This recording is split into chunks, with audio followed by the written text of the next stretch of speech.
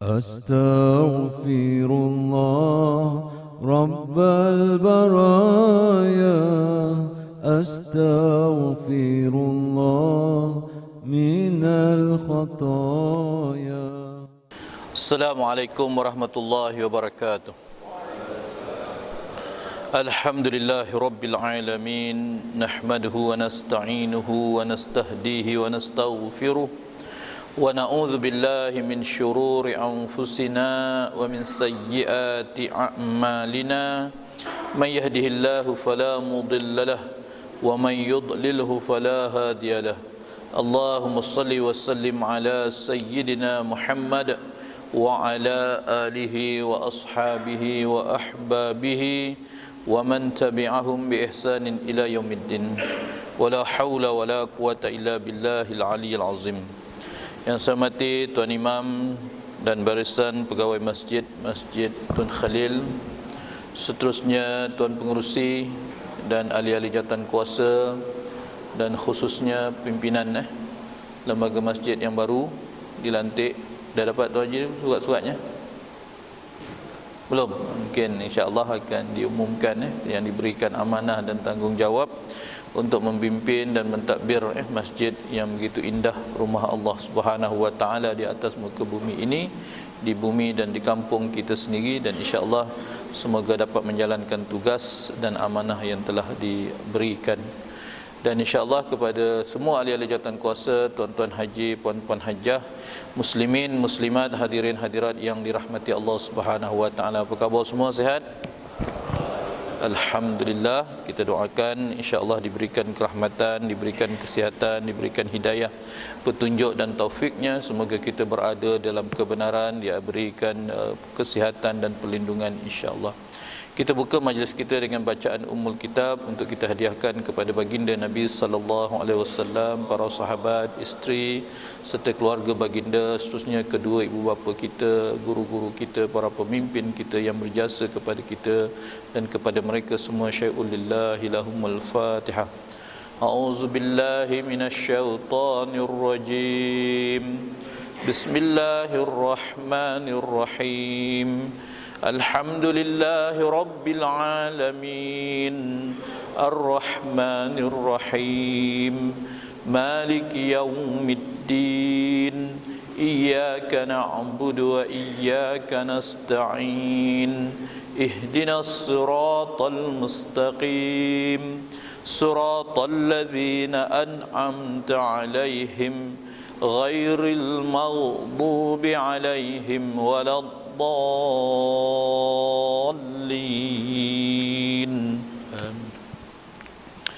InsyaAllah tuan-tuan, alhamdulillah kita panjatkan kesyukuran kita dipertemukan oleh Allah Subhanahu wa taala, dan insyaAllah kita doakan ibadat korban yang kita sambut pada 2 minggu yang lalu, insyaAllah tiada kluster.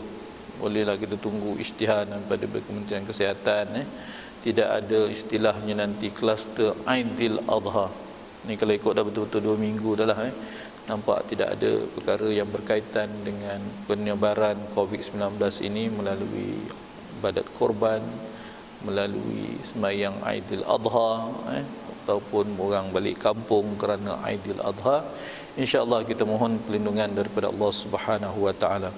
Dan kita masih lagi berjuang dalam COVID-19, masih lagi belum berakhir.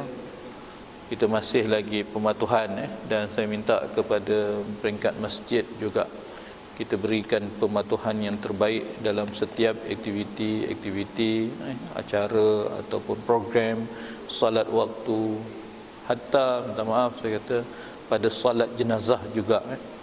Pada salat jenazah juga, walaupun afdalnya rapat-rapat 3 saf kan, tapi 3 saf tu 3 saf lah juga, tapi kekalkan saf yang ada, penjarakan sosial itu masih ada. Saya dapat juga aduan daripada kebetulan dalam rumah mungkin agak sukar nak kawal, kenapa dalam keluarga kan, tapi kalau di masjid surau, penjarakan sosial itu kena kita berikan keutamaan. Dan kita tak nak perkara tadi, walaupun apa afdalnya sembahyang jenazah tu rapat, afdalnya orang kata sembahyang jamaah kita ni tumit bertemu tumit, tetapi ada masyaqqah, ada keuzuran yang berlaku, ada sesuatu yang kita harus cegah. Itu sebab dalam konteks kita antara menjaga yang sunat, perkara-perkara yang bersifat fadilat dengan perkara-perkara yang bersifat pencegahan. Artinya yang cegah tadi dipanggil daf'ul mafsadah muqaddam ala jalbil maslahah. Dalam kehidupan kita, kita ada perkara-perkara yang mungkin menjadi tuntutan sunat. Afdalnya begitu. Sembahyangnya lurus, safnya bertemu, orang kata bahunya bertemu, afdalnya. Tetapi bila ada masyaqqah, maka menolak kemudaratan itu lebih utama, didahulukan daripada kita mencari, orang kata, kelebihan dan fadilatnya. Sembahyang tetap sah, kerana dalam membicarakan bab solat banyak perkara-perkara fiqh yang harus dikembangkan. Jarak umpamanya, afdalnya macam tu, tetapi keadaan tidak mengizinkan kita seperti itu. Jadi kepada aktiviti-aktiviti masjid, polis ada, kalau ada wakil polis, keluarga sebagai pegawai polis, berilah nasihat kepada para jamaah, dan kepada para jamaah sekalian juga berikan kerjasama kepada jawatan kuasa. Dan saya nampak sebenarnya kalau kita tengok dalam, orang kata, aktiviti masjid ni, ada satu benda baik yang boleh kita buat sempena COVID-19 ni. Nampak kecil tapi besar pahalanya. Dulu kita pergi masjid bawa duit masuk dalam tabung, kan tak? Sekarang ni pergi masjid bawa 10 keping, 15 keping, satu kotak, apa dia? Topeng muka. Satu botol sanitizer, letak kat masjid. Jadi masjid, orang kata, habis nanti dia orang curi. Macam mana tuan-tuan? Dia orang ambil banyak, biarlah dia nak ambil banyak, tak? Ada pahala kalau dia ambil untuk tak ada keperluan. Kita pula menjadi pengguna yang bijak. Itu sebab kadang-kadang saya berdepan dengan tuan-tuan satu analogi. Missionary Kristian, kalau dia letak Bible dia dalam hotel, apa tujuan sebenarnya? Apa sebenarnya missionary Kristian? Kalau pergi ke Indonesia, dulu kita banyak masuk-masuk hotel ada gereja, ada Bible. Masuk-masuk hotel ada Bible. Apa tujuannya? Kalau kita ambil, memang dia suka kita ambil, memang dia suruh kita ambil. Tapi kalau kita letak Quran, hari tu kami dah hantar 100 ni, nak minta lagi. Nampak tuan-tuan? Kita punya analogi berbeza tak? Kita punya analogi berbeza. Dia punya missionary dia lain. Lagi orang ambil buat balik rumah, harap-harap dia punya missionary itu berjalan. Jadi kita ni ada harus satu prinsip, orang kata, kita reverse balik kita punya. Alhamdulillah orang tu ambil Quran, dia curi Quran katakanlah, moga apa dia, Allah bagi hidayah kat dia. Dia terlupa, mungkin kita sangka baik, apa dia terambil buat balik. Lepas tu kalau dia teringat, dia pulang balik. Kalau tak pulang balik, semoga Allah beri hidayah kat dia. Memang dia perlukan Quran kat rumah, dia tak ada Quran, kita tapi kalau semua orang ambil, susah juga kita, kan? Jadi dalam keadaan tadi, orang kata, kalau dalam kesempatan ni, apa dia, sebenarnya peluang simple aja. Satu kotak sekarang dah RM35, RM40 katakan, baru 180 sen. Letakkan datang seorang, minggu ni seorang letak, minggu seorang letak. Rupanya dengan peluang COVID-19 ini, topeng muka ialah peluang untuk kita buat baik. Kat sekolah anak murid lagi ramai, tuan-tuan. Ada anak murid yang ibu bapanya bawah 40, hari ni dah menjadi, topeng ni dah menjadi apa? Kos kepada mak bapak. Duit pada mak bapak. Dulu mak bapak nak hantar anak pergi sekolah RM5. Sekarang nak hantar anak pergi sekolah dah jadi RM7. Kenapa? 2 topeng muka kena beli. Satu 80 sen atau satu RM1. Jawabnya dah jadi RM7. Anak 5 macam pergi sekolah. Yang sekolah rendah tadika pula jatuh, bawa kan, jatuh dalam tandas, jatuh kat bilik air, dah buang, dah satu hari 3 pakai. Jadi tuan-tuan, banyak peluang kita ambil tadi dalam suasana yang berlaku, peluang untuk kita ambil melakukan ibadat sebagai, orang kata, memberikan kesejahteraan, bertolong menolong atas kebaikan. Kita ambil peluang tadi untuk menambahkan amal kita, insya-Allah. Dan kepada masjid, saya mengharapkan dalam suasana COVID-19 ini yang masih belum berakhir, kita santunilah ahli jamaah kita dengan penuh hikmah dan kebijaksanaan kita, insya-Allah. Hadirin yang dirahmati Allah Subhanahu wa taala, kita melihat dalam satu yang kita ada hari ini ialah menjaga kefarduan sembahyang. Di dalam apa yang kita lakukan dalam ibadat sembahyang kita, kata Allah Subhanahu wa taala, qad aflahal mu'minun alladzina hum fi salatihim khashi'un. Kata Allah Subhanahu wa taala, maka berjayalah orang-orang yang beriman. Siapakah orang-orang yang beriman tadi? Orang-orang yang mukmin tadi, alladzina hum fi salatihim khashi'un. Insya-Allah hari ini kita nak membicarakan tentang konsep khusyuk dalam sembahyang dan peranan salat itu di dalam kehidupan kita, tuan-tuan. Hari-hari kita tunaikan salat, tetapi apakah rahsia dan hikmah, tuntutan dan pengisian yang perlu kita jaga dalam salat kita? Salat yang bermula daripada takbiratul ihram berakhir dengan salam. Di dalamnya ada 3 rukun yang menjadi tunggak dibicarakan dalam fiqh. Yang dikatakan 13 rukun tadi dipecahkan oleh ulama menjadi 3 rukun jenisnya. Satu yang disebut dengan rukun qalbi, rukun yang bersifat dengan hati, niat, ikhlas. Itu menjadi satu tunggak di dalam kita sembahyang, namanya rukun qalbi. Kenapa kita sembahyang tadi? Oh, saja nak bersenam. Itu tak jadi sembahyang kalau niatnya bersenam. Kenapa kita sembahyang? Kita sembahyang kerana menunaikan perintah Allah. Apa jenisnya? Niatnya fardu subuh. Maka kita lintaskan di dalam hati kita, maka itu dipanggil rukun qalbi, yang bersifat hati.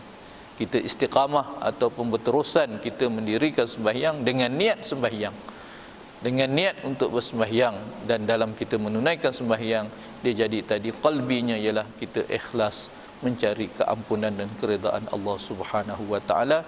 Kita tadi itu adalah rukun yang qalbinya. Yang kedua disebut dengan rukun qauli.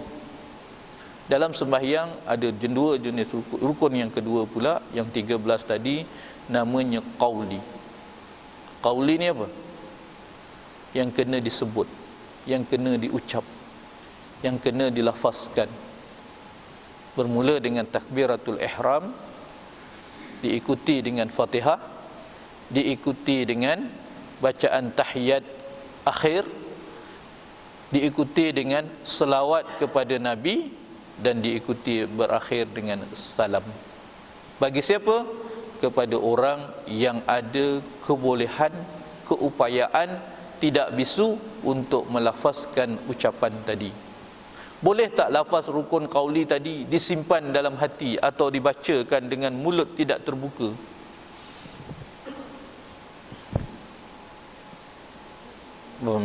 Dah, boleh tak agak-agak, tuan-tuan? Tak boleh.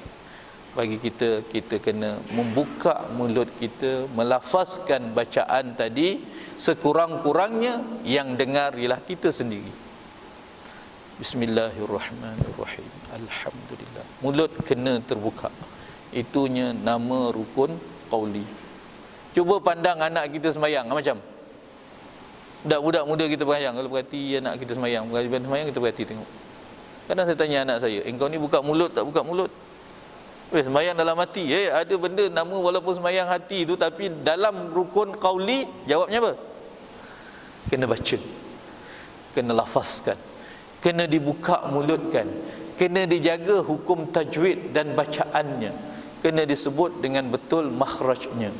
Barulah nama sempurna rukun yang bersifat bacaan. Mana jaga hukum panjang pendeknya. Bismillahirrahmanirrahim. Baca Fatihahnya macam tu. Wa na'udzubillah, tuan-tuan. Lepas tu baca Fatihah tak dijaga pula. Ini orang kata dalam membicarakan Fatihah sahaja dalam sembahyang, dia boleh memberikan kerosakan kalau tidak dijaga bacaan sembahyang.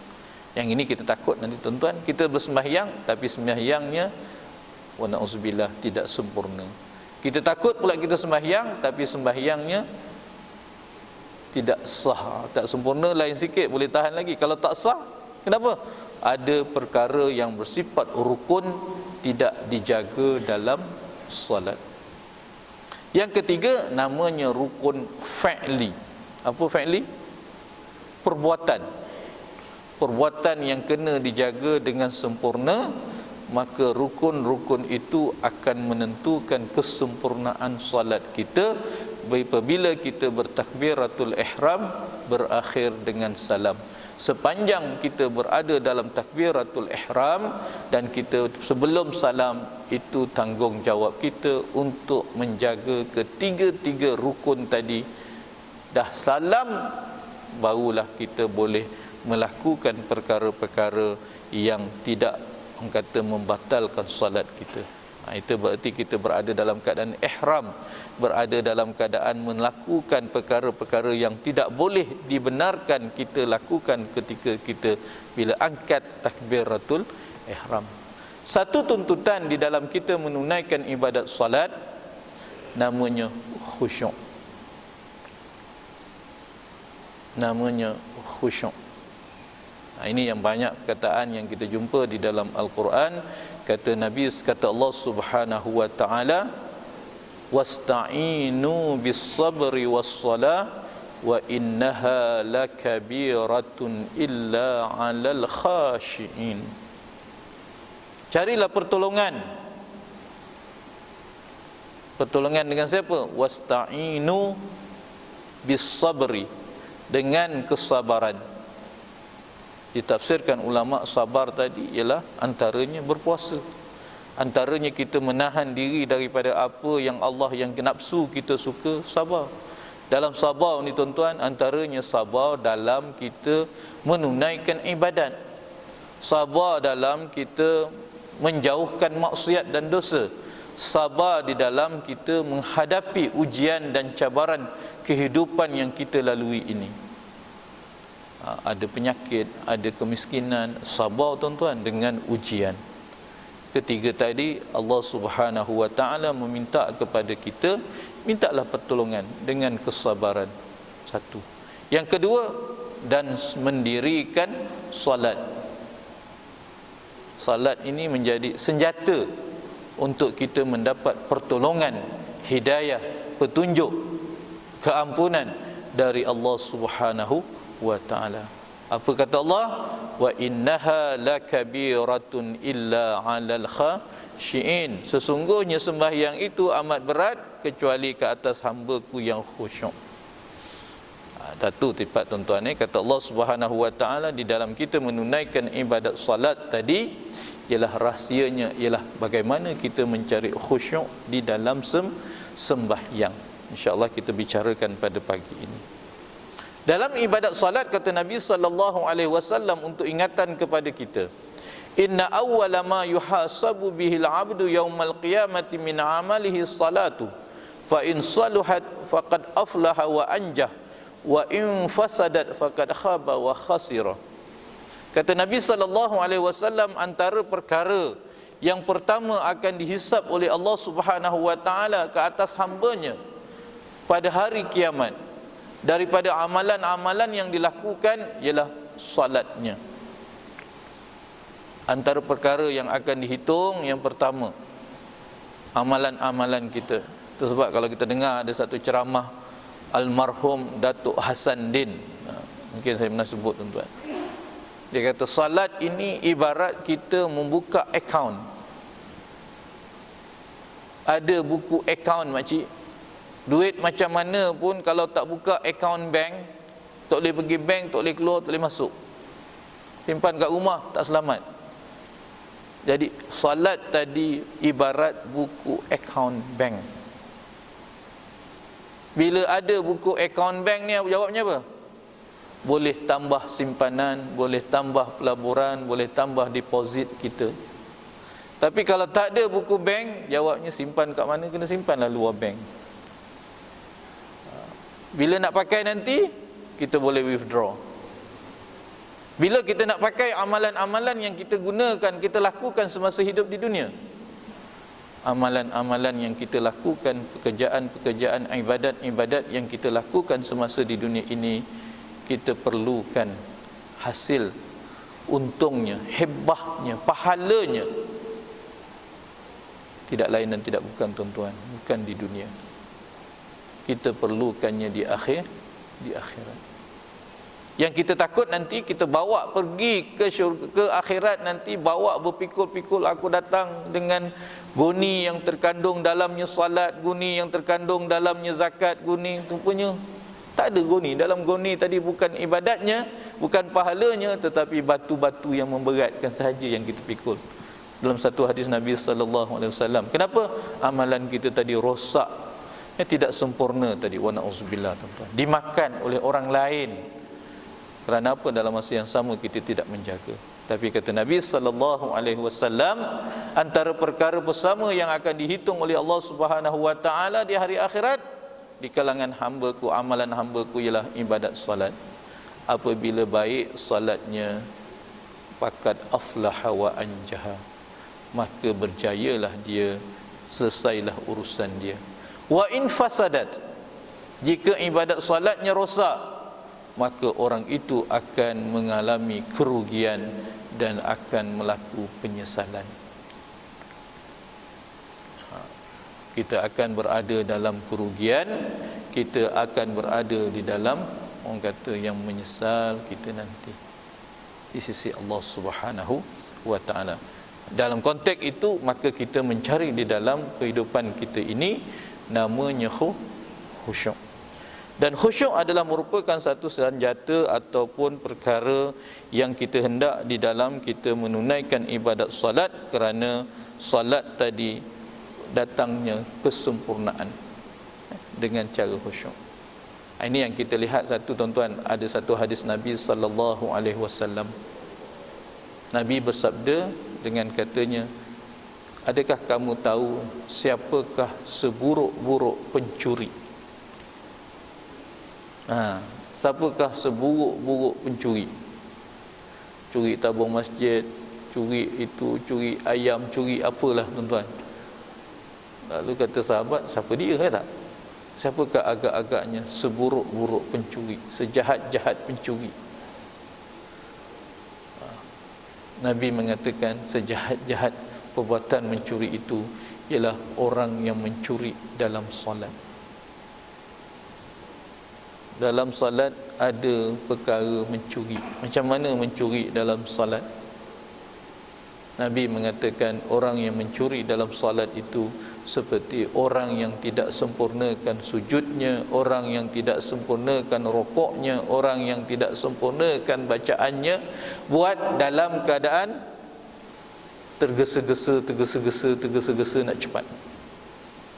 Tak ada tamak ninah. Ibarat kalau dalam sembahyang dia punya perbuatan tu macam ayam patuk padi. Siap dah, 1 minit setengah dah siap 4 rakaat, macam. Ini ekspres rakyat, tuan-tuan, ada tak? Sembahyang, tapi ibarat kata Nabi, orang yang seburuk-buruk mencuri tadi ialah orang yang mencuri dalam sembahyang, bila sembahyangnya tidak dijaga kepada dalam sempurna, yang tidak menjaga kesempurnaan pada bacaannya, tidak menjaga kesempurnaan kepada rukuknya, kepada sujudnya, bilanya sampai perbuatan-perbuatan yang dilakukan tadi tidak ada perkataan yang dinamakan tamak ninah. Tak ada tamak ninah. Dah. Kita tengok macam-macam, tuan-tuan. Kalau kita tengok, kalau sembahyang jemaah kita dapat kawal. Kalau sembahyang seorang-seorang, 10 orang, 10 gaya, 10 cara, 10 masa, yang semuanya bukan kita mencari, tidak, tuan-tuan, tetapi matlamat sembahyang tadi ialah untuk kita mencari keredaan Allah, keampunan Allah, memberikan ketenangan kepada hati kita. Jadi rahsianya sembahyang tadi supaya jangan sampai kita ini tergulung di kalangan orang-orang yang tidak menjaga sembahyang. Kalau kita lihat azab Allah Subhanahu wa taala, ingatan Allah Subhanahu wa taala kita dalam sembahyang, bukan kata sembahyang, aku dah sembahyang selesai. Allah memberi juga amaran. Apa dia? Fawailul lil musallin. Kemurkaan, kecelakaan walaupun ke atas orang itu yang bersembahyang. Akhirnya orang yang tak sembahyang kata, kau tengok, kau pergi sembahyang pun belum tentu dapat pahala. Baik aku yang tak sembahyang, tentu harap tak dapat pahala, macam tak dapat kebaikan. Kita tak nak tuan-tuan, ingatan Allah Subhanahu wa taala kepada itu bukan berarti kita tinggalkan sembahyang, tidak, supaya kita menjaga sembahyang. Kenapa? Fawailul lil musallin, fawailul lil musallin alladzina hum an salatihim sahun. Kata Allah, orang yang bersembahyang juga wa na'udzubillah boleh mendapat kemurkaan Allah. Alladzina hum salatihim sahun, orang yang leka dalam sembahyang, leka. Yang kedua, allazina hum yuraun, orang yang menunjuk dalam sembahyang dalam keadaan riak. Ini perkara yang boleh merosakkan amalan kita. Apabila ada sifat riak, ada sifat ujub, ada sifat orang kata apa, sum'ah. 3 sifat yang boleh merosakkan ibadat salat, ibadat kita. Ada riya, alladzina hum yuraun. Kenapa kita buat? Kita menunjuk-nunjuk. Yang kedua, sum'ah, biar orang lain dengar kita aja yang ada, orang lain tak ada. Dan bersifat yang ketiga, disifat dengan ujub. Dapat aku semayang ni, aku ingat tak dapat, boleh juga wa na'udzubillah, kita ujub, kita kagum ke atas diri kita sendiri. Ini perkara yang boleh merosakkan wa na'udzubillah ibadat kita. Sifat yang kedua saya katakan tadi, mereka menunjuk-nunjuk amaran Allah, ingatan Allah, teguran Allah. Jangan sampai kita yang menunaikan ibadat salat tadi dirosakkan amalan kita tadi dengan sifat-sifat tadi. Akhirnya ibadat salat juga yang kita lakukan ini mendapat kemurkaan, bukan mendapat petunjuk Allah Subhanahu wa taala. Yang pertama pula tadi, allazina hum fi salatihim sahun, leka. Bagaimana ditafsirkan ulama leka? Walau ditafsir mengatakan, yang dikatakan lalai dalam sembahyang, yang pertama ialah meninggalkan terus sembahyang, tinggal. Yang kedua, menafikan kefarduan sembahyang, orang lalai juga tuan-tuan.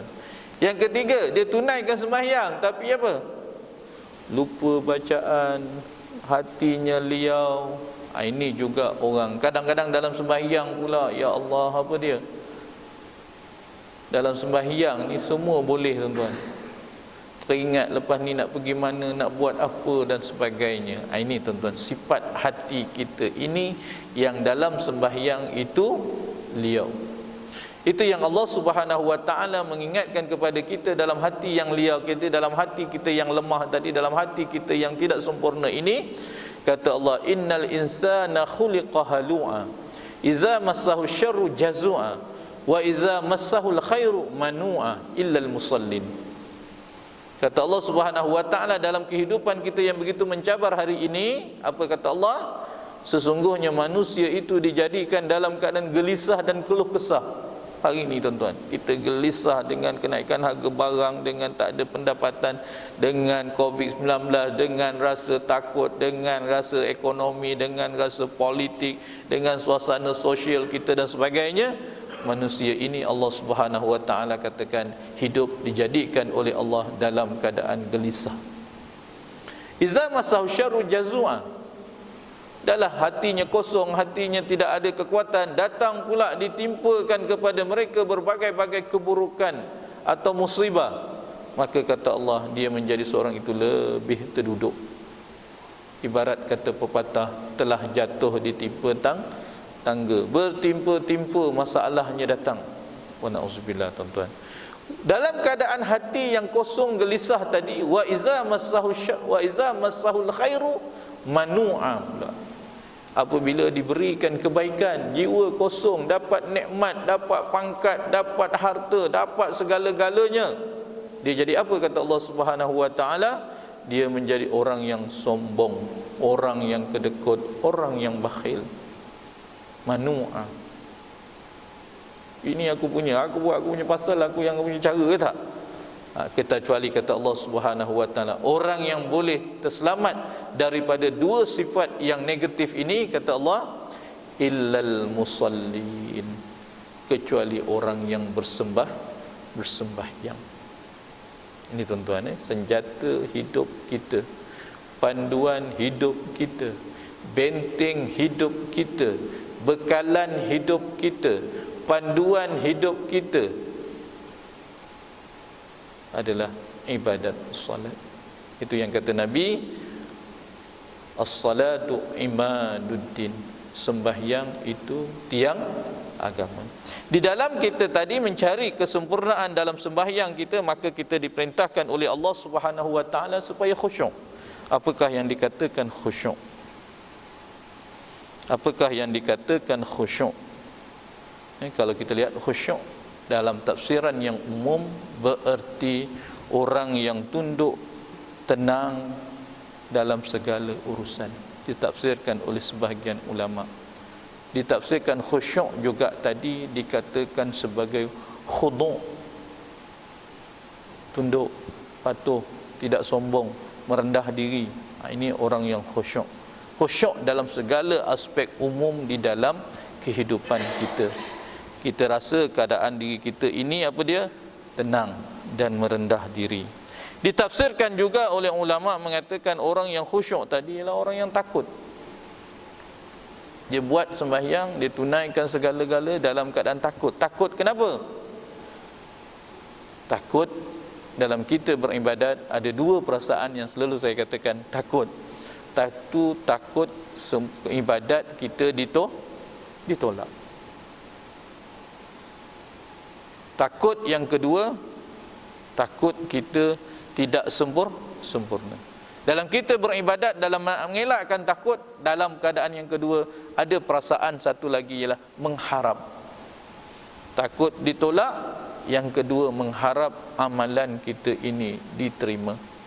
Biarlah tidak sempurna mana, tak sebanyak mana, tidak seikhlas mana, tidak sebaik mana, tidak selama mana yang kita tunaikan ibadat-ibadat kita tadi, ada perasaan yang kedua namanya raja, satu namanya khauf tadi, takut ibadat kita ditolak, tuan-tuan. Dalam keadaan tadi dikatakan oleh Muqatil, orang dikatakan oleh Hasan Al-Basri, orang yang khusyuk tadi ialah orang yang takut. Itu dalam makna mudah apakah yang dikatakan sebagai khusyuk. Ada pula yang ditafsirkan oleh ulama apakah yang dikatakan khusyuk dalam sembahyang. Kita nak khusyuk dalam sembahyang iaitu melahirkan rasa perasaan rendah diri. Rendah diri. Kita rasakan di dalam hati kita di hadapan Allah Subhanahu wa taala, Tuhan yang Maha berkuasa. Kita bersembahyang dalam perasaan rendah diri. Itu sebab dalam ibadat sembahyang, tuan-tuan, ada ulama menafsirkan ada 3 perasaan yang akan lahir dalam kita menunaikan ibadat sembahyang. Satu, semasa kita bersembahyang, perasaan yang pertama lahir ialah keadaan kita mengagungkan, mentakzimkan Allah Subhanahu wa taala. Melahirkan, tanamkan dalam hati kita ini, bila kita kata Allahu Akbar, tidak ada lain yang lebih mulia, tidak ada lain yang lebih berkuasa, tidak ada orang kata yang lebih agung kecuali Allah Subhanahu wa taala. Di dalam pertama niat kita ataupun kita melahir ibadat solat tadi ialah perasaan yang lahir ialah memuliakan Allah Subhanahu wa taala, mentakzimkan Allah Subhanahu wa taala. Yang kedua, di dalam kita menunaikan ibadat sembahyang, kita akan rasakan diri kita ini apa? Pengabdian diri kita, hamba Allah yang Maha tadi. Tanamkan sifat yang kedua, kita ni hamba. Sampai satu perbuatan yang tak akan boleh buat manusia dengan manusia, apa dia tuan-tuan? Kecuali dalam salat, apa dia? Sujud. Sujud, tuan-tuan. Boleh tak manusia bersujud kepada manusia? Seorang mak suruh anak dia sujud kat kaki. Seorang isteri, suami suruh isteri sujud kat kaki. Seorang bapa suruh anak sujud. Boleh? Tidak boleh. Kata Nabi SAW, kalau dibenarkan manusia sujud kepada manusia, yang boleh sujud ialah isteri kepada suami. Tapi tak boleh. Hak sujud ini hak siapa? hak Allah sebagai pencipta. Jangan sampai tolonglah engkau, kalau kau tak tolong aku. Kalau kau tolong aku, kau suruh aku nak minta, kau nak tolong aku sujud kat engkau pun aku sanggup. Macam ini bukan hak manusia. Hak manusia jangan sampai minta engkau sujud kat kaki aku baru aku maafkan kau. Macam hukum pula dicagu macam. Lagi besok tak? Wa na'udzubillah tuan-tuan. Hak sujud itu ialah hak hamba kita sebagai manusia, sebagai hamba Allah Subhanahu wa taala, yang kita tanamkan kepada diri kita ialah kepada Allah, Tuhan yang Maha Pencipta. Jadi rasa yang kedua ialah perasaan hamba. Itu sebab kalau kita tengok dalam bab ibadat kita dengan Allah Subhanahu wa taala yang memerintahkan kita dengan berbagai-bagai ibadat, Allah telah memberikan satu keadilan kepada kita dalam bab ibadat. Hati tuan-tuan, ibadat ni kalau tanyalah pada manusia, digradekan ibadat mengikut pemikiran manusia, apa akan lahir? Oh, engkau kaya, engkau kena beli mahal sikit, tak? Kau kena sembahyang bayar sikit. Oh, engkau pandai, engkau kena baca banyak sikit. Oh, engkau ni sikit, engkau senior, engkau kena tua sikit. Tetapi dalam ibadat apa Allah perintahkan kita? Sama je tuan-tuan. Subuh tadi tuan-tuan, subuh orang Mekah, subuh orang Malaysia, subuh orang Arab, subuh orang mu'allaf, subuh para ulama, subuh para nabi, sama tak 2 rakaat pada kita sampai kini tuan-tuan? Sama je. Dia tak ada, oh mufti, ustaz, ulama, tok guru, subuhnya 4 rakaat. Kita marhain 2 rakaat. Tak marhain 1 rakaat. Kalau biar tadi, kenapa? Kita kerja pakai grade jawatan tak? Dia jusa, ni 48, ni 52, ni general, ni kenal, ni lain tuan-tuan. Itu manusia kalau mengatur sistem kehidupan, ada protokol, ada pangkat, ada kedudukan, ada tadi. Rupanya di sisi Allah ada tuan-tuan. Zuhur, Asar, Maghrib, Isyak, Subuh, semua sama. Kita pergi pula Mekah, agaknya kain ihram gaja pakai sutera. Kain ihram orang Malaysia, toke-toke besar pakai apa, kain apa yang mahal kat Kelantan, Terengganu ni, songket. Tapi rupanya bila kita padang Arafah, pakai kain ihram, jawabnya apa? Sama aja. Dia raja ke, dia Perdana Menteri ke, dia apa ke, dia businessman ke, dia jutawan, kainnya tetap harga RM100 aja tuan-tuan. Di sisi Allah Subhanahu wa taala. Kain yang menutup aurat kita pada ketika itu 2 lapis saja, atas dan bawah. Sama-sama berukuh. Tapi adalah package sekarang weekend itu lain. Tapi dari sudut pengabdian diri kita kepada Allah, sama aja. Bila nak sembahyang, adakah bacaan orang pandai baca panjang-panjang, orang pendek? Rupanya yang menyempurnakan bacaan sembahyang tadi Fatihah aja tuan-tuan. Tak kisahlah ada mufti ke, ulama Mesir ke, ulama Saudi ke, apa ke, jawatankuasa fatwa ke, Fatihah jaga sempurnalah sembahyang. Orang Arab ke, orang hina ke, orang jahil ke, Fatihah saja yang hendak dijaga. Tak ada tanya, oh yang imam ni hafiz, oh dia kena baca panjang sikit. Aku tak hafiz, kena pendek aja. Jawabnya, di dalam ibadat Allah memberi kesamarataan kita dalam ibadat pada perkara tadi. Itu pengabdian diri kita kepada Allah. Allah Tuhan yang Maha Adil, yang tidak memberatkan kepada kita. La yukallifullahu nafsan illa wus'aha. Yang ketiga, apabila kita menunaikan dalam perasaan kita, dalam kita menunaikan segala, kita berada dalam keadaan satu sistem yang namanya ketaatan di dalam peraturan. Kita sembahyang tuan-tuan, akhir sekali rukun sembahyang akan datang apa tuan-tuan? Apa ada dalam rukun sembahyang yang akhir tadi? Tertib. Boleh sembahyang ikut sedap kita? Nak rukuk dululah, nak sujud dululah, nak tahiyatul apa, tak boleh tuan-tuan. Dia ada perasaan, iaitu kita kena berada dalam sistem dan peraturan yang telah ditentukan oleh Allah Subhanahu wa taala. Ada rasa yang pertama, kita mentakzimkan Allah Subhanahu wa taala. Ada rasa yang kedua di dalam hati kita, ialah kita merasakan diri kita ini hamba Dan yang ketiga di dalam kita menunaikan ibadat solat tadi, iaitu kita patuh kepada sistem dan peraturan yang telah ditentukan oleh Allah Subhanahu wa taala. 3 perasaan tuan-tuan. Tak boleh kita aku nak langgar, aku lambat sangat Pak Imam. Sistem telah mengaturkan pada kita ketaatan. Selambat mana pun Pak Imam selagi belum salam, boleh makmum potong Pak Imam? Tak boleh. Lambat pula Pak Imam hari ni, panjang pula bacaannya, aku nak cepat ni, tak boleh. Jadi kita kena ada dalam sistem kita. Apa dia? Sistem yang diatur di dalam kita beribadat, mengajarkan 3 matlamat kita. 1, mengagungkan Allah. Yang kedua, merasakan diri kita ini hamba. Yang ketiga, kita taat dan patuh kepada peraturan dan ketentuan yang telah ditentukan oleh Allah Subhanahu wa taala. Di dalam kita mencarikan kekhusyukan tadi, ulama mentafsirkan juga apakah yang dikatakan khusyuk, iaitu kita melahirkan rasa perasaan lembut dalam hati kita, tenang, tunduk dan tetap di dalam kita menunaikan ibadat solat kita. Ini kita tunai rasa tenang, tunduk, patuh, tak ada rasa kelang kabut, tak ada rasa ini tuan-tuan perasaan-perasaan ini melahirkan, ulama mentafsirkan, itulah yang dikatakan khusyuk dalam sembahyang. Di dalam kita mencapai untuk nak mencari khusyuk ni tuan-tuan, ada penghalang, ada cabaran. Apa dia?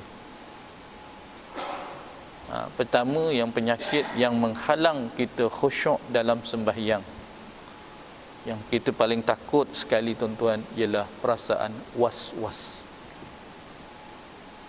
Yang kita selalu doa sebelum sembahyang, kadang-kadang Pak Imam akan baca apa? Bismillahirrahmanirrahim. Qul a'udzu birabbin nas, malikin nas, ilahin nas, min syarril waswasil khannas, allazi yuwaswisu fi sudurin nas minal jinnati wan nas. Ya Allah, aku memohon perlindungan daripada Engkau, Tuhan segala manusia. Rabbin nas, yang penjaga segala manusia. Malikin nas, raja segala manusia. Ilahin nas, Tuhan bagi seluruh manusia. Daripada apa? Min syarril waswasil khannas, daripada kejahatan manusia dan perasaan waswas. Minal jinnati wan nas, daripada manusia dan jin. Ini kita minta daripada Allah Subhanahu wa taala. Aku nak sembahyang, janganlah ganggu aku sekejap, 10 minit je, 5 minit je. Tapi 5 minit ni tuan-tuan, gangguan ni macam dahsyat tuan-tuan. Aku ni 3 rakaat ke 4 rakaat, was-was tak tuan-tuan?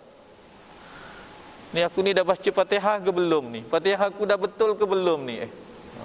Yang ada pula penyakit was-was tu bukan pada Fatihah, pada wuduk dia dah was-was tuan-tuan. Ada tak? Kita jumpa orang yang angkat sembahyang sampai lencun kata orang tak jumpa lagi mana ni. Ini juga penyakit yang datang di dalam kita beribadat. Ada sampai itu tempat wuduk, datang masuk nak angkat takbir Allah, tak jumpa juga. Yang orang ni penyakit apa tuan-tuan? Was-was. Nampak kadang-kadang kesian tuan-tuan ni, kalau ada anak kita kena yakinkan. Al-yaqin la yazul bisyak. Kita buat sesuatu kena yakin. Niat Allahu Akbar, tenang. Tapi ini dia nak masukkan qasad, ta'rid, ta'yin apa semua tu, itu yang jadi berat pada dia. Nak yakinkan ni tak ada was-was. Ada sampai orang was-was sampai minum penyakit was-was ni susah tuan-tuan tu. Dia kata, saya ustaz tak makan ayam selagi saya tak dapat tengok penyembelihnya. Tak ke pening kepala kita tak? Lagi saya tak makan daging kalau saya tak nampak siapa sembelih. Daging lembu macam tuan-tuan.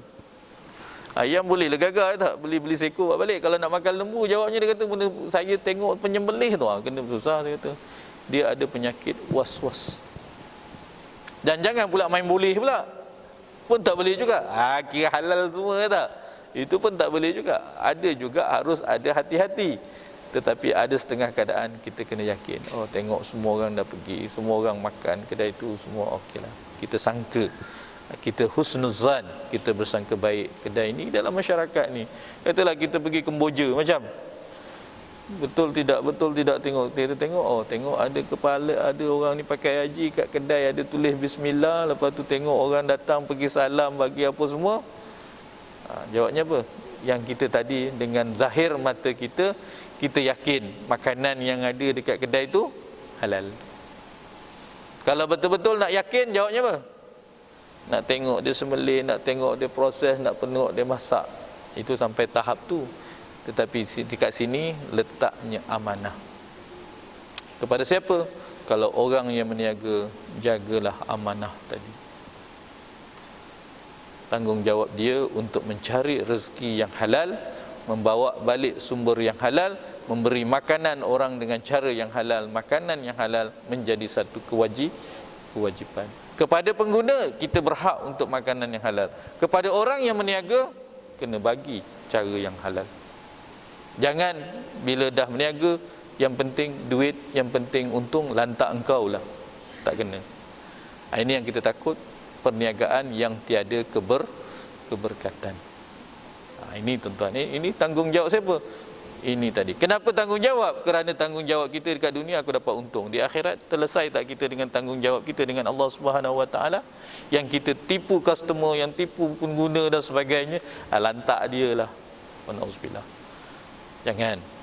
Di dunia mungkin kita selamat, di akhirat kita belum tentu selamat. Okey, perasaan yang kedua apabila cabaran di dalam kita menunaikan ibadat tadi yang menghalang kita khusyuk, ialah penyakit yang pertama ialah was-was. Yang kedua, kalau kita dikatakan khusyuk tadi menjadi cabaran kepada kita, kita tidak dapat menjaga diri kita tadi. Cabaran yang kedua ialah bagaimana kita menjaga hati kita, tumpuan kita di dalam kita hendak mencarikan khusyuk supaya ketenangan. Jadi itu kalau kita lihat tuan-tuan, dua cabaran yang perlu ada. Satu, hilangkan daripada was-was.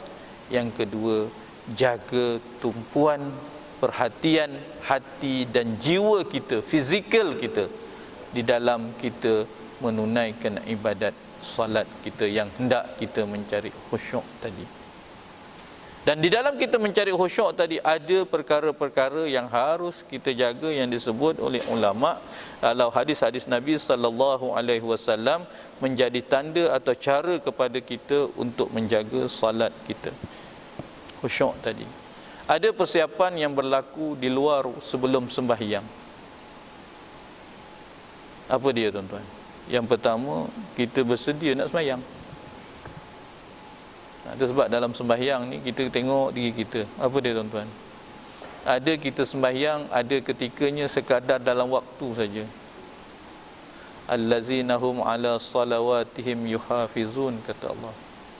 Orang yang menjaga sembahyang, orang yang menunaikan ibadat sembahyang tadi, orang yang berjaya, orang yang menjaga sembahyang. Cuba kita tengok sembahyang kita. Kita ni lemah tuan-tuan. Kadang-kadang kita sembahyang ni apa? Dalam waktu. Lalu saya sebut dalam waktu. Kalau ikut ni ada subuh lagi tak? Ada 2 minit lagi. Dalam waktu, tapi waktu kecederaan. Waktu kecederaan. Dah waktu kecederaan dah. Dah tinggal 10 minit, dah tinggal 5 minit, baru tinggal aku belum sembahyang. Alhamdulillah. Kita sembahyang juga tapi dalam waktu. Ada ketika kita sembahyang pada waktunya. Pada waktunya. Masuk aja sembahyang Zuhur satu suku, kita sembahyang pada awal waktunya. Yang lebih hebat lagi apa dia tuan-tuan? Kita menunggu waktu sembahyang. Mana hebat antara 3 jenis orang ni? Pakcik, bang, dulu masa kita muda-muda, jawabnya kita berlaku apa? Sembahyang pada waktu. Ujung dah. Kenapa? Nak layan anak, nak pergi mesyuarat, nak siapkan kerja, nak apa semua. Sembahyang kita pukul 3.45 baru sembahyang Zuhur. 6.45 pukul 7 baru sembahyang asar katalah. Sembahyang juga, waktu juga, tapi pada waktunya. Lepas tu datang zaman yang kedua, aku tak nak buat lagi perangai macam tu. Kalau boleh awal waktu, masuk waktu kita sembahyang. Ya tak? Alhamdulillah, aku dah dapat suasana ini. Kenapa? Kita jaga masa kita. Yang ketiga, ini tuan-tuan yang terbaik. Bang, awal pergi masjid hari ni. Nampak? Awal pergi masjid. Jawabnya Zuhur pukul 1 suku, 12.45 dia dah sampai. Dalam 3 orang ni, mana yang terbaik tuan-tuan? Ya tak? Awal waktu, belum masuk waktu dia dah pergi dah. Ada yang seorang lagi ni agak-agak yang mana tuan-tuan? Lagi dahsyat. Aku sampai tak ada waktu nak sembahyang. Tuan-tuan, Allah bagi kita nikmat, Allah bagi kita sihat, Allah bagi kita masa. Wa na'udzubillah, ada manusia yang sampai berkata dengan Allah, berkata dengan dia, aku sampai tak ada masa, sibuk sangat. Wa na'udzubillah, tuan-tuan, janganlah Allah takut kita, tuan-tuan, Allah beri kita dengan berbagai nikmat. Sekarang kita kat mana? Kita masuk dalam 3 kelompok ni tadi. Sembahyang pada waktunya, sembahyang dalam waktunya. Yang ketiga, kalau boleh sebelum masuk salat kita telah menunggu waktu salat tadi. Itu yang kata Nabi SAW, antara salat dengan salat Jumaat dengan Jumaat, apa dia? Keampunan dari Allah Subhanahu wa taala. Insya-Allah, tuan-tuan. Yang kedua, kalau kita lihat dalam keadaan kita menjaga tadi persiapan untuk solat, bersedialah. Yang kedua yang boleh menghilangkan kita boleh mendapatkan kita khusyuk ialah kita menjaga wuduk kita tadi. Wuduk juga menjadi kesempurnaan. Itu sebab ada orang yang penyakit was-was. Khusyuk kita dengan sempurnakan wuduk kita. Bila kita sebut wuduk tadi, jawabnya apa? Sempurnakan taharah kita. Bila sebut taharah pula kita beristinja dan sebagainya. Apa dia, tuan-tuan? Jaga tandas kita, kebersihan. Jadi tuan-tuan, antara elemen yang kita rasa, kalau orang dibagi kutip derma nak buat tandas dan nak buat mimbar, mana orang berebut, tuan-tuan? Semua kata, kalau boleh aku nak mimbar ni, aku nak semua kata. Tapi jangan lupa, tuan-tuan, kesempurnaan salat bukan di mimbar. Permulaan bagi salat, kesempurnaan bagi permulaan salat di tandas. Permulaan kesempurnaan bagi ibadat salat kita ialah di tandas. Jaga kebersihannya, jaga dia punya wuduknya, jaga kita istinjaknya, jaga kita punya buang air besar, buang air kecilnya, tuan-tuan. Maka barulah datang kesempurnaan tadi. Jadi antara perkara yang boleh merosakkan, yang harus dijaga di dalam kita tadi, ialah bab taharah, harus dijaga. Yang boleh mengganggu pula dalam sembahyang juga, tuan-tuan, apa dia? Kalau nak buang air, buanglah air. Janganlah aku nak tahan kentut, nak tahan buang air, nak tadi. Jawabnya nak buang air betul-betul.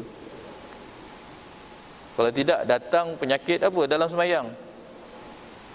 Tu nak tahan kentut. Apa hukum tahan kentut, tahan nak buang air dalam sembahyang? Makruh, tuan-tuan. Silap-silap tahan punya tahan, jawabnya terlepas juga, tuan-tuan.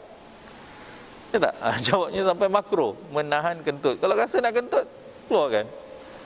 Tapi dapat tahu, ambil wuduk balik, datang balik. Kalau tidak, tuan-tuan, lambat pula Pak Imam ni, bila nak habis, aku dah tak tahan ni, dah terbarai dah ni, ya tak? Jawabnya, tuan-tuan, hilang tak khusyuk kita? Hilang khusyuk kita. Lama pula Pak Imam baca, bila nak salam ni pula, dah sudah Pak Imam pula salah ni, kata. Jadi tuan-tuan, jaga sembahyang kita dengan cara kita menjaga tadi.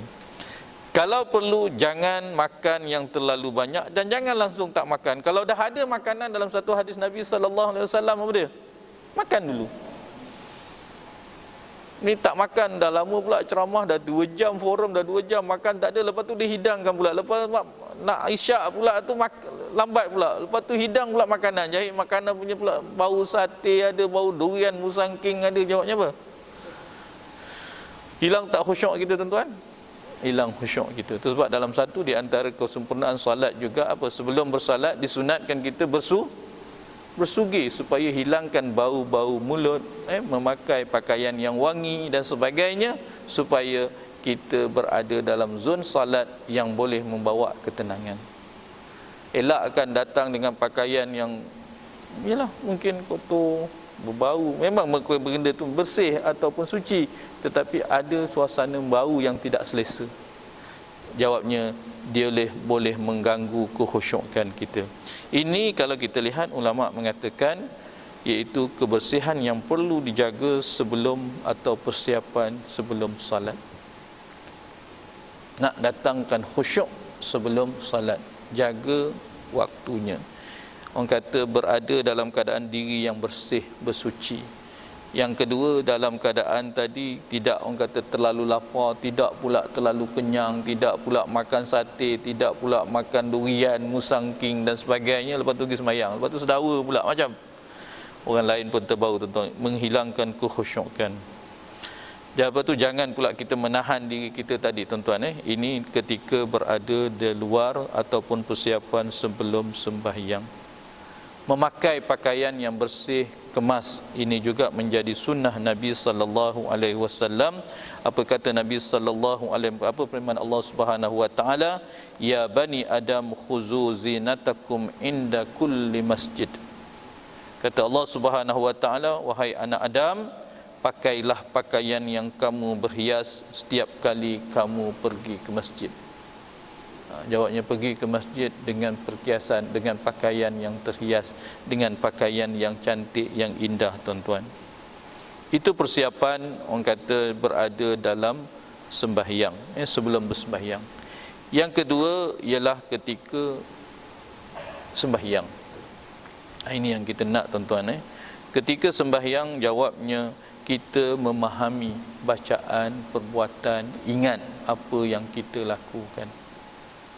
Kata ulama, sekurang-kurangnya bagi orang awam dalam rahsia khusyuk ialah kita tahu apa yang kita buat dan apa yang patut kita buat dalam sembahyang. Yang kita takut tuan-tuan, dalam sembahyang kita jadi fana, kita jadi leka, kita jadi lupa. Aku ni rakaat ke berapa? Biasa jumpa tak tuan-tuan? 2, 3. Padahal tu bukan 4 pun, bukan 5 tak. Antara 2, 3 dengan 4 tu pun, ya, aku ni dah 2 ke belum? Jawabnya menghilangkan rasa khusyuk kita. Pada ulama, sekurang-kurangnya dikatakan khusyuk dalam sembahyang sebagai orang awam ialah dia mengetahui dan memahami apa yang dilakukan ketika bersalat. Memahami dan menghayati perbuatan dan bacaan dalam sembahyang. Yang kedua ialah tidak tergesa-gesa dalam sembahyang. Tergesa-gesa, jawabnya baca macam orang kata apa, kelam kabut, macam nak perang, macam ini tuan-tuan. Kita tengok diri kita ni kadang-kadang bismillahirrahmanirrahim, alhamdulillahirabbil alamin, arrahmanirrahim, nafas saja tuan-tuan. Wa na'udzubillah. Nabi mengingatkan kepada kita hadis tadi, seburuk-buruk orang yang mencuri ialah orang yang mencuri dalam sembahyang. Seburuk-buruk pencuri orang yang mencuri dalam sembahyang. Artinya tidak kita dalam keadaan tergesa-gesa di dalam sembahyang. Ini perkara-perkara yang boleh merosak atau menghilangkan kekhusyukan.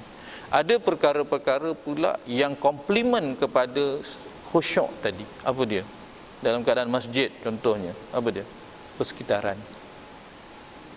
Sebab antara persekitaran yang perlu dijaga dalam masjid ialah kebersihan. Cuba dalam masjid ni ada katakanlah bocor. Bila bocor apa kesannya? Kapet bau hapak, tak? Kan dah 3 hari, 4 hari, lama-lama apa keluar? Hapak contohnya.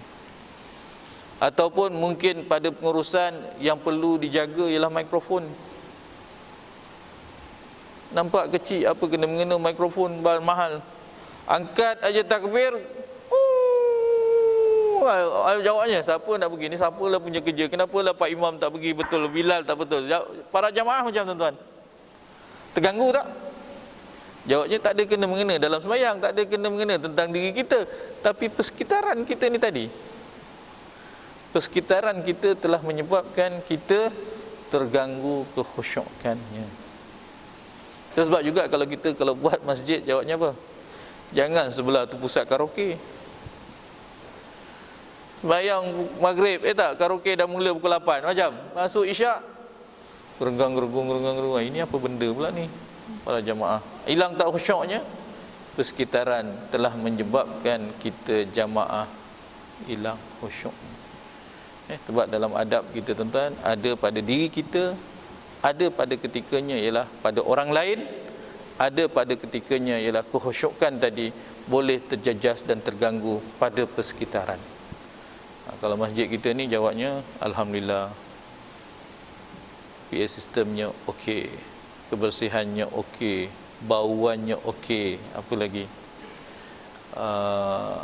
ventilation ataupun pengudaraannya okey, ada aircon, kalau tidak terlalu panas, tidak terlalu sejuk. Itu semua boleh memberikan satu suasana tenang, selesa dan khusyuk pada jamaah. Ada pula dah sampai khusyuk sangat, sampai terlalu sangat, aku sampai tertidur pun tak boleh juga. Kenapa? Sedap sangat masjid ni pun. Wallahu a'lam, tuan-tuan, tak? Pada imam pun ada tanggungjawab sebagai pemimpin dalam sembahyang. Apa dia? Tidak terlalu panjang, tidak terlalu pendek. Boleh menghilangkan kekhusyukan dalam para jamaah. Jadi imam jangan terlalu panjang, jangan terlalu pendek. Kalau panjang sesedap kita rasa tadi. Itu adab-adab kita bersembahyang supaya apa? Tadi. Itu sebab antara sunat untuk khusyuk kita sembahyang sebelum as-salatu jamiah, pandang apa? Pandang makmum belakang. Siapa tadi? Oh, ramai orang nak pergi. Jawabnya, kita tahu bacaan kita ialah bacaan yang sederhana. Kenapa? Jamaah kita ni ada yang uzur, ada yang sibuk, ada yang nak pergi kerja, ada yang ada urusan lain. Jawab, pada ketika itu kita meletakkan kebijaksanaan kita sebagai pemimpin. Wallahu alam, tuan-tuan. Itulah sebahagian di antara kita ini untuk menjaga kesempurnaan ibadat sembahyang kita yang namanya khusyuk. Khusyuk tak kita sembahyang? Wallahu alam. Allah sahajalah yang tahu. Kita ni lemah, kita ni tiada ilmu, kita ada kekurangan. Tetapi dalam kekurangan kita, perbaiki sembahyang kita setiap masa selagi nyawa dikandung badan. Selagi ada itu, jagalah ibadat salat kita, tuan-tuan. Ada satu soalan tadi bertanya tentang bacaan istighfar. Ada hari ni ada macam-macam, tuan-tuan. Simple sahaja. Istighfar itu disebut ialah kita memohon keampunan Allah. Yang jadi bacaan jadi rosak bila kita baca dalam keadaan yang tidak betul. Ini yang jadi, tuan-tuan. Bacaan istighfar ada beberapa jenis bacaannya. Satu, bacaan yang pendek, astaghfirullah, hentikanlah, astaghfirullah, astaghfirullah, astaghfirullah. Itu pun istighfar juga. Panjang sikit, astaghfirullahal azim, baik juga tu, istighfar juga. Panjang lagi, astaghfirullahal azim alladzi la ilaha illa huwal hayyul qayyum wa atubu ilaih. Ada beberapa kekeliruan masyarakat. Kadang-kadang kaedah kita membaca, tidak baca pada yang betul. Biasa kita dengar, kita baca astaghfirullahal azim allazi la ilaha illa huwal hayyul qayyum wa atubu ilaih. Salah kat mana, tuan-tuan? Salah dekat waqafnya, dekat berhentinya. Jadi kalau nak baca astaghfirullahal azim, boleh dah, betul lah tu, berhenti baca astaghfirullah, betul juga astaghfirullah. Nak baca yang panjang ni, ni yang kita kena jaga. Astaghfirullahal azim alladzi la ilaha illa huwal hayyul qayyum wa atubu ilaih. Kalau nak berhenti yang betul, astaghfirullahal azim, satu, alladzi la ilaha illa huwal hayyul qayyum, tu berhentilah tu, wa atubu ilaih, wa atubu ilaih. Astaghfirullahal azim alladzi la ilaha illa hu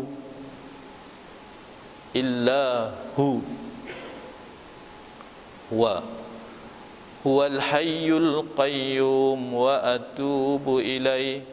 Yang kita salah baca Astaghfirullahal azim alladzi la ilaha illa. Itu yang rosak tu bacaannya, rosak pada makna, berhenti pada tak betul pada tempat berhentinya. Kalau nak astaghfirullahal azim alladzi la ilaha illa huwal hayyul qayyum, berhenti. Wa atubu ilaih. Itu bacaannya insya-Allah tuan-tuan. Itu saya rasa kalau adalah untuk penjelasan, itu bacaannya. Ada yang tadi wal hayyul, bukan hayya. Astaghfirullah, dia maf'ulun bih. Huwal hayyul, huwa hayyul, huwa sifat kepada al hayyu, pada Allah Subhanahu wa taala. Itu dalam bahasa nahwu nanti nanti saya akan sembang nak tanya tentang huwa ha atau tu kalau yang masyhur huwal hayyul qayyum, dia menjelaskan lagi dialah Allah Tuhan yang bersifat hayyu, yang hidup, sifat kepada huwa itu tadi. Ada yang baca huwal hayyul qayyum, dan saya pegang kepada huwal hayyul qayyum wa atubu ilaih, dia kepada sifat kepada huwa tadi, Allah Subhanahu wa taala. Wallahu alam. Nak cerita tentang baris tadi okey, insyaallah nanti saya dah detailkan lagi nanti insyaallah pada bulan yang akan datang. Bacaan huwa ke ha ke hu yu apa dhammah ke fathah, wallahu alam. Insyaallah saya akan detailkan nanti. Wassalamualaikum warahmatullahi wabarakatuh. A'udzubillahi minasyaitonir rajim. Bismillahirrahmanirrahim. Allahumma anfa'na bima 'allamtana wa 'allimna ma yanfa'una wa zidna 'ilman min indik. Rabbana 'alaika tawakkalna wa ilaika anabna wa ilaikal masir. Rabbana taqabbal minna du'aana innaka antas samiul alim. Allahumma anfa'na bima 'allamtana wa 'allimna ma yanfa'una wa zidna 'ilman min indik. Rabbana atina fid dunya hasanah wa fil akhirati hasanatan wa qina azabannar. Walhamdulillahi rabbil alamin. Insyaallah tuan-tuan, selamat menyambut Ma'al Hijrah 1442. Semoga Allah menerima dan menambahkan usia kita di dalam kebaikan. Sekian, wassalamualaikum warahmatullahi wabarakatuh.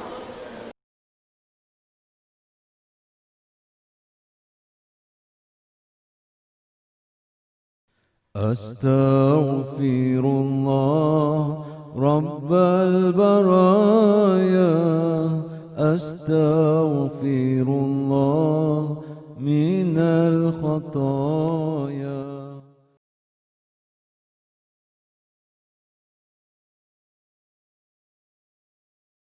Astaghfirullah Rabbal baraya, astaghfirullah minal khataya.